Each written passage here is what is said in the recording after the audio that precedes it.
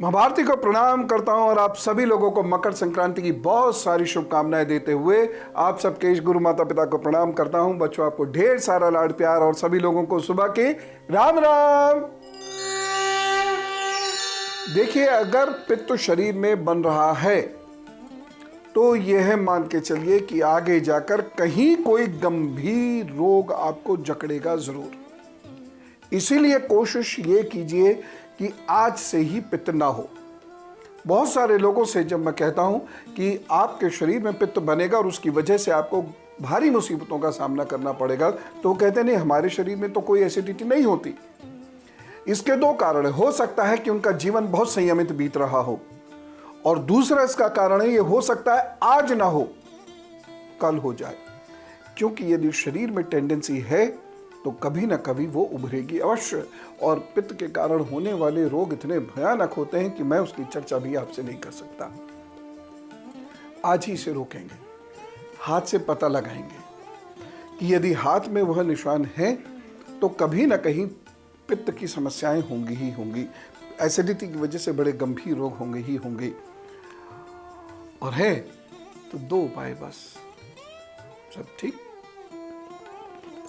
ये रेखा देख लीजिए, ये जो रेखा है यहां पर ये मोटी मोटी हो रही है यहाँ, या इस तरीके से ये चेन इसमें बनने लग जाती हैं ये या ऐसे ये गाढ़ी बुरबुरी हो रही है और कालापन इस पे आ रहा है। ऐसे ऐसे यहाँ जो ये रेखा हो रही है, यहाँ कालापन इस पर आ रहा है। अगर इस रेखा पर ये समस्याएं आ रही हैं तो ये तय है भाई साहब कि आज नहीं तो कल पित्त की वजह से स्नायु से संबंधित परेशानी होगी, यानी नर्वस सिस्टम से रिलेटेड परेशानी होगी। क्या क्या इसके सिम्टम्स होते हैं? इसका पहला सिम्टम तो यही होगा कि स्मरण शक्ति कमजोर हो रही होगी, और ये शनय शनय होती है, एकदम से नहीं होती है कि आप रात को ठीक ठाक सोए सुबह को कुछ याद नहीं आ रहा। ये धीरे धीरे होता। पहले क्या होता है, याद करने पर आपको ज्यादा जोर देना पड़ता है। आप सहारा ढूंढने लगते हैं कि आपको चीजें याद ना रखनी पड़े। जैसे हर चीज को मोबाइल में करके रखेंगे, हर चीज को कहीं हाथ पर लिख के रखेंगे। ये रोज होगा, हर वक्त होगा, और जैसे ही वो चीज आपके सामने नहीं है आपको याद नहीं आएंगी चीजें, आप भूल जाएंगे। दूसरी चीज इसमें क्या होती है, जब कोई दूसरा बोल रहा होता है और आपके लिए कोई खास बात हो रही होती है तो आप में एकदम एंग्जाइटी बढ़ जाती है, हैं ऐसे करके। और बाद में क्या होता है, जब कोई व्यक्ति पूरा बोल चुका होता है तो हम लोगों का आजकल एक बहुत प्रिय वर्ड है, वो बोलते हैं हम, क्या हैं? जब एक व्यक्ति ने सारी बात खत्म कर दी तब हम कहते हैं आजकल बहुत प्रिय वर्ड बन रहा है। ये एक्चुअली इसलिए बन रहा है क्योंकि शरीर में पित्त इतना बढ़ने लगा है कि वह हमारे स्नायु तंत्र को नुकसान पहुंचा रहा है। उसकी वजह से शरीर में हमारे व्याकुलता है, हमारे अंदर एंग्जाइटी है। इसलिए जैसे ही कोई कुछ बोलना शुरू करता है हम एंग्जाइटी की वजह से उसको सुनना बंद कर देते हैं और फिर उससे कोशिश करते हैं कि रिपीट करो, तुमने अभी क्या बोला, दोबारा बताओ। ये काफी गंभीर समस्या है। होता क्या है, जो मैंने अभी आपको रेखाएं दिखाई, इस टाइप से यहाँ पर काला है या चेन नुमा रेखाएं इस प्रकार से आ रही हैं, तो ऐसे व्यक्तियों के न्यूरॉन्स वह कमज़ोर होते चले जाते हैं, जिसका सीधे उनकी मेमोरी पर बुरा असर पड़ता है। और न केवल मेमोरी पर बुरा असर पड़ता है बल्कि उन्हें गुस्सा बहुत आना शुरू होता है, क्योंकि उनका कोई भी विकार वह कंट्रोल नहीं कर पाते। कहीं ये भी देखा जाता है कि ऐसे लोगों में काम विकार बहुत ज़्यादा होने लगता है, जिसकी वजह से वह अपना काम खराब करते चले जाते हैं।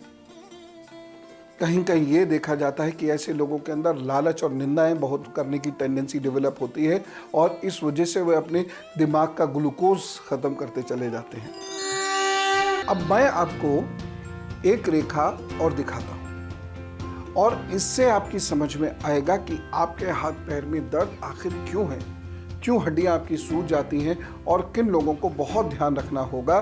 ख़ास तौर से वो लोग जो कंप्यूटर पे टाइपिंग बहुत करते हैं, इस बात को ध्यान से सुन लीजिएगा, ज़रा ध्यान से देखिए साथ को। यदि आपका हाथ ये वाला हिस्सा इस वाले हिस्से से बड़ा है, यानी उंगलियां हथेली के मुकाबले छोटी हैं या हथेली के बराबर हैं। दूसरी चीज, यदि आपके हथेली का जो स्किन का रंग है वह थोड़ा सा खुश्क सा है, खुश्की दिखाई देती है और सॉफ्टनेस नहीं है, आपके हाथ पर सॉफ्टनेस नहीं है, और ये वाली जो रेखा है ये लास्ट में 2-3 भागों में बट जाती है, और ये वाली जो रेखा है इस पे इस प्रकार से कट्स के निशान है।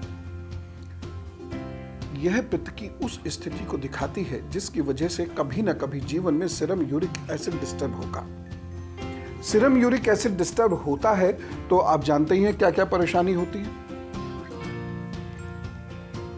हाथ पैरों में दर्द होना, बोन जॉइंट्स का सूज जाना, सूजने के बाद उसका काम करना रुक जाना, एसएसी का यानी फ्लूइड का वह कम होते चले जाना। इसकी वजह से कितना दर्द और कष्ट होता है जानते हैं। उसके तो आसानी से पेन को ख़त्म करने वाली दवाएं भी नहीं है, और लंबे समय तक पेन किलर खाने से किडनी पर जो बुरा प्रभाव पड़ता है वो तो सब लोग जानते ही, यानी नरक ये यातना। इसको कैसे कंट्रोल करेंगे? सिंपल, अगर ये 2 लाइनें हैं तो जो मैंने बताया वो होगा, कितना है ये होगा। इसको कंट्रोल करने के लिए वाटर डिसिप्लिन सबसे इंपॉर्टेंट है, यानी खाने से 1 घंटा पहले और 1 घंटे बाद तक पानी को हाथ मत लगाइए।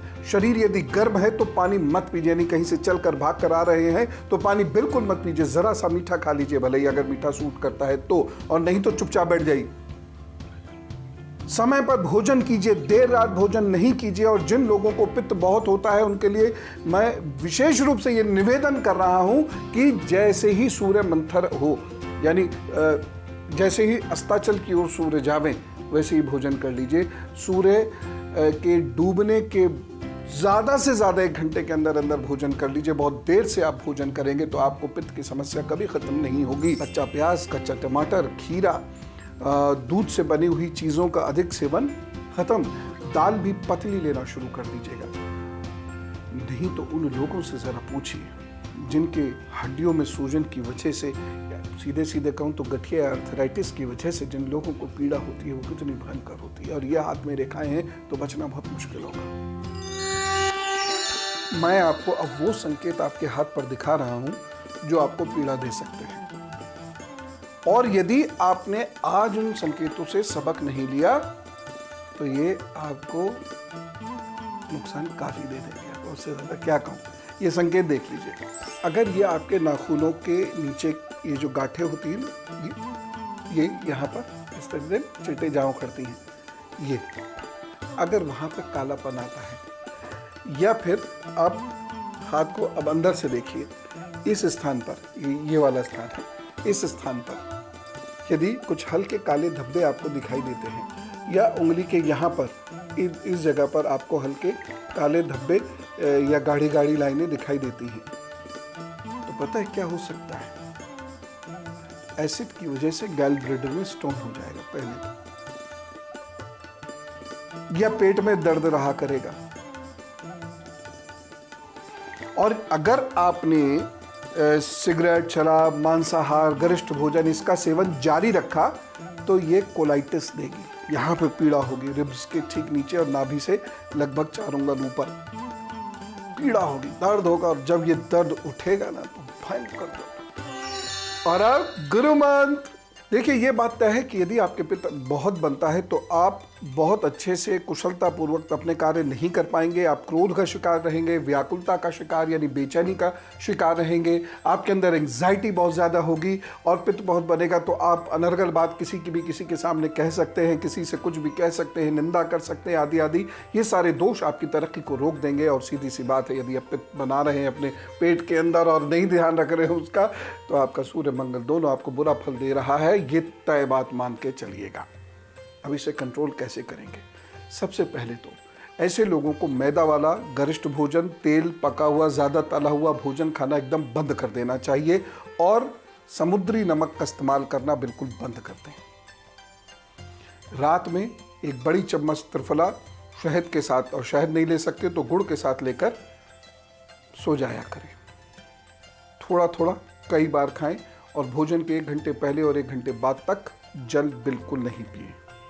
और साथ ही साथ पेट के 4 उंगल चारों तरफ आप नारियल तेल की मालिश कर लिया कीजिए।